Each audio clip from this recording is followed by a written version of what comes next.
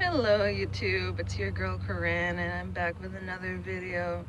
So today I've been sitting in my van just contemplating life, just thinking, I've been thinking, I wonder what it would be like to live like a normal person, in a house with a job and all those bills. And but then as life goes on, I find myself becoming more and more of a hippie. And after living in a van for 5 years, if you count the year that I lived on the streets, I've I wonder, why do I even want money? I don't. Um, is it because everybody else wants money? Like here in America, everybody wants money so they can buy the iPhone or a Mercedes or um, some expensive jewelry, diamonds.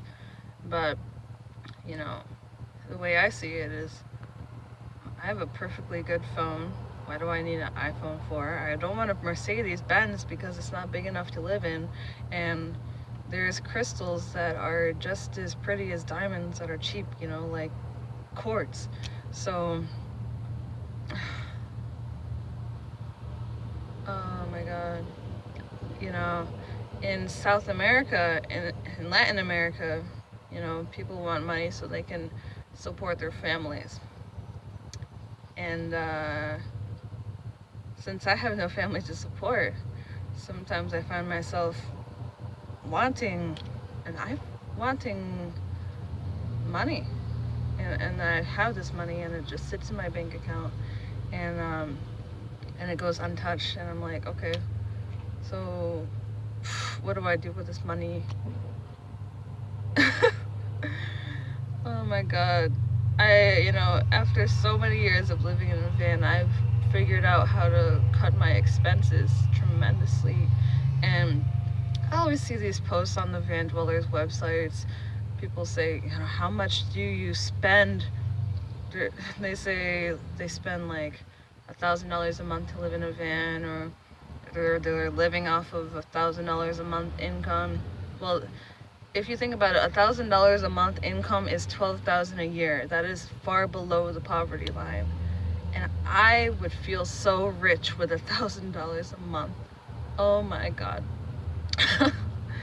Like, wow.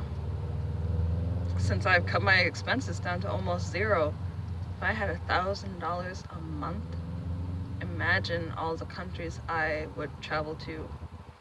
So, that's just some food for thought for you.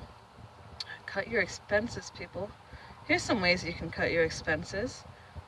Phone bill. Why do people pay $100 a month for a phone? I don't even, when there's so many other cheap options. I'm paying $25 a month for my phone. It's called Total Wireless, and it's unlimited talk and text. There's no web because I don't want to be one of those mindless zombies that's always staring at my phone, ignoring my friends so I can stare at my phone. So I purposely got a phone that does not have web on it. And I mean, yeah, it has a web feature, so I can go into Dunkin' Donuts or McDonald's and use the internet, but it has no data. So I find myself driving through these back roads without any GPS.